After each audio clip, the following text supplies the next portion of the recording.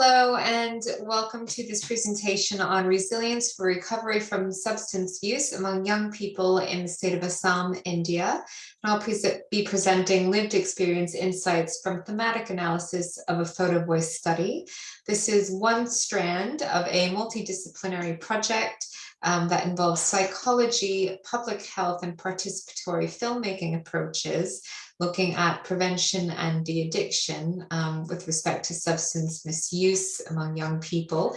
This is a collaboration between the University of Leeds and University of Brighton in the UK and partner organizations in India, including Mind India and several rehabilitation facilities. It's funded by the Global Challenges Research Fund of the UKRI.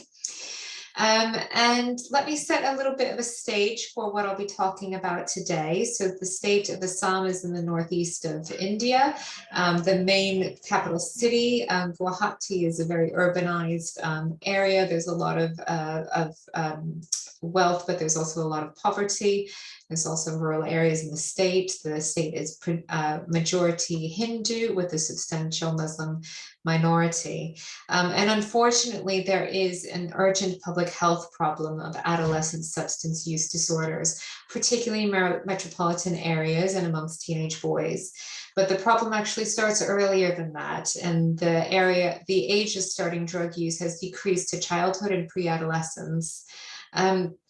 Risk factors facing children where they're more likely to engage in substance misuse include parental use of substances, easy accessibility because there's a lot of drugs going around in the community, availability of pocket money, and pressures that arise from competition in education and employment alongside increased family responsibilities. So this means that in Assam, as young as middle school, children are citing peer influences, fun, and curiosity as motivation to use substances. So that's clearly problematic. And there is prevention and treatment available, but this actually is derived mostly from models that come from the West, specifically Narcotics Anonymous and Alcoholics Anonymous models. So there's little empirical evidence of appropriateness of these models in low resource countries and certainly in the Indian contexts. And there are several aspects of them that, while they are popular, raise questions around whether they are very indigenized for the Indian context. So in this project, we take a broad frame that addiction and recovery can benefit from a resilience perspective. And what this means is contextualizing addiction within a developmental ecological systems framework. So paying attention to the developmental stage of the young person, seeing this as something that's unfolding over time, and that it's nested within different levels of influence. So psychological and social contributing factors to addiction and recovery, as well as biological susceptibility. This is a complement to, and perhaps a challenge towards, public health and biomedical models of addiction issues. And a resilience perspective, as we use it, also recognizes that there are trajectories of positive adaptation over time, and that these can include iterative winding paths, as well as what you might call failed attempts at recovery. And furthermore, resilience approach orients towards it encourages us to look for mechanisms of protection, assets, and health promotion in the life of the addict and addict in recovery. And again, that is a counterpoint and complement to focuses on risk reduction and harm reduction that are the predominant models. So in this presentation today, I'll focus on findings in response to this research question: what protective mechanisms across different ecological levels of individual, family, and community support resilience to recovery to substance misuse within the lived experience of young Assamese addicts in recovery? And you can see there's some images selected by one of our participants. So the analysis that I'm presenting today is as a result of photo voice interviews from our research fellow in Assam, Ragini Dwara. She conducted photo voice interviews with 15 young adults aged 19 to 24, 11 men, 4 women. And all of these people have been engaged successfully in drug rehab and been in recovery for over 1 year. Most of them have been involved in formal recovery programs in one way or another. And of course, even though that's where they are now, we don't expect necessarily, we hope that recovery is permanent, but that may not be the case. And certainly many people speak about needing multiple attempts at recovery before it does stick. Participants were invited to bring photos, whether from their own lives or found images to interview, as prompts to convey their experiences of risk, resilience, and recovery in their own lives. And so in this really lived experience oriented interview and setup, what we then did was transcribed these interviews, translating them from Assamese dialect when that was used. And I'll skip over the steps of the analysis, but the next step for us will include feedback and validation with the community partners. And so this aimed to identify mechanisms for resilience, for recovery, looking across all of these different levels, of course. And what we found were what we identified were three different clusters of resilience for recovery mechanisms. Now, obviously, this would be a huge presentation, and I don't have time to go through everything today, unfortunately. Please do follow up with Q&A to ask about any of these. I'll speak briefly about the first one and then give examples of themes from the second and third clusters. So initially we identified a cluster of mechanisms to do with engaging with precursors of prevention and de-addiction. And these might look familiar to biomedical and public health approaches, but their specific natures in which they play out in the Assamese context. And I think it's really important to point out that these processes, which are gaining awareness of rehab and recovery services, gaining an understanding of addiction, and interrupting the physiology of addiction, these are necessary but insufficient steps towards recovery. They do not constitute recovery. They are the things that you must start with. And so that is one aspect of things. And then there are two clusters of mechanisms for recovery that are more psychosocial in nature and that I'd like to focus on today. The first is repairing relationships. What we found is that in these accounts, recovery is a relational affair, and that makes sense when you consider how addiction is such a relational affair and introduces such dysfunction in relationships and is also an expression of dysfunction in relational processes. So this can be the direction of travel coming from the addict, repairing ruptured intimate relationships, and I'll speak in detail about that.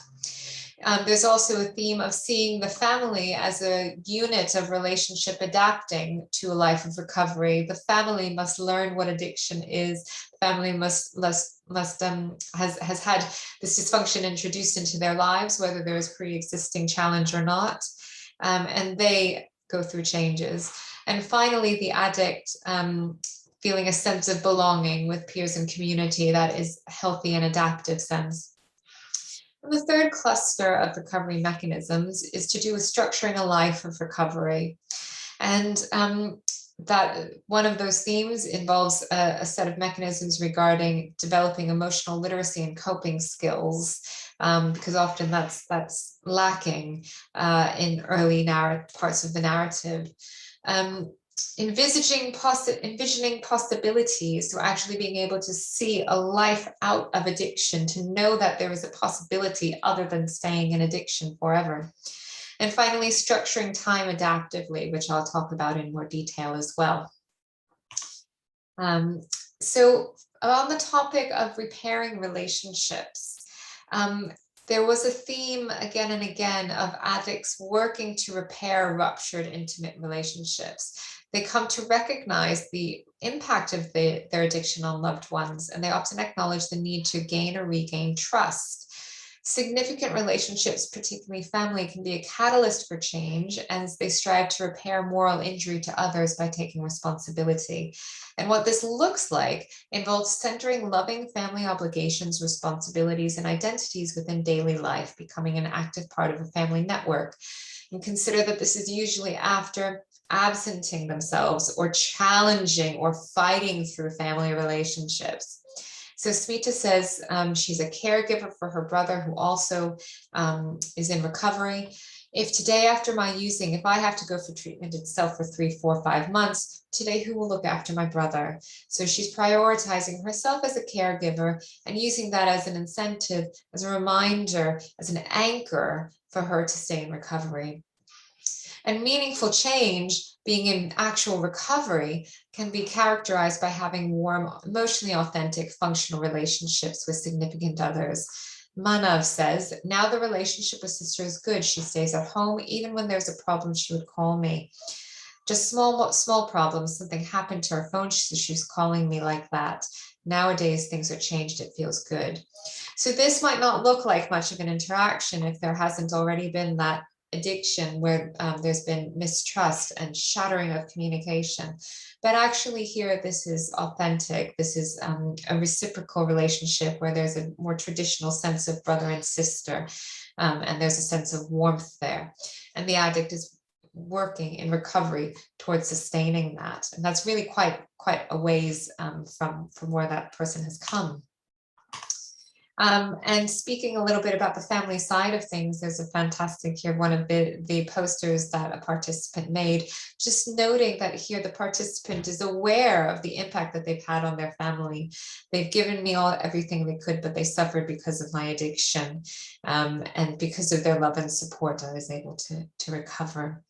And being able to actually express that and see the family as a resource for recovery and love is really important. Next, structuring a life of recovery involves structuring time adaptively. So addicts in recovery typically come to see addiction as a chronic struggle requiring full commitment each and every day. And this is also a one day at a time approach to a lifetime journey. And so for many participants, this actually involves a really real day-to-day battle in which they have to fundamentally reorientate their entire life towards recovery. And so many of them, the structure of peer recovery programs helps them with this, as they actually learn to repopulate and fundamentally, phenomenologically, change the temporal nature of their day. Samar says, I see this as valuable time. I'm not just passing time with these things like eating, sleeping, keeping away from substances, and then it's done. But the new things, the ones that went away, I have to learn those things too, like how to again build a relationship with someone, how to talk to them. Consider as well that these are young people whose teenage years have been lost, or not lost, but certainly overshadowed by the disruption and changes and turbulence that addiction brought. And so this is really relearning something or learning anew. So clearly I've already gone over time, but in brief, a number of resilience mechanisms operate across individual, family, and community levels to support recovery from substance addiction in Assam. And broadly, the findings suggest taking a multi-level tiered approach with a broader public health perspective towards precursors of engagement with recovery and prevention, but also providing more tailored social support, psychosocial support to families and individuals, but also I would argue to communities that are in areas of high risk, where schools, communities, locations have risk. So this means prioritizing work with families and seeing them as assets for prevention and de-escalation, and context to facilitate relational repairs and support those kinds of skills that promote recovery. And additionally, in support of having temporal engagement, providing activities and employment opportunities to give youth structure and opportunities when coming out of chaotic situations. And in doing this, it's important to acknowledge the nonlinear daily journey of recovery and support, and offer support not just at the individual level, but thinking more broadly to community and structural levels. And it's worth noting that, in a low resource context, you must ask, is this worth the money? Resilience promotion activities can be associated with a range of physical and mental benefits, not just to this very important public health problem. And they draw on existing resources, relationships, and cultural systems. So thank you so much for listening to this whistle-stop tour. Please check out our socials and our website where you can look at participatory films that are doing the rounds on the festival circuits. Look at other findings that we have and learn more about the project. Thank you so much.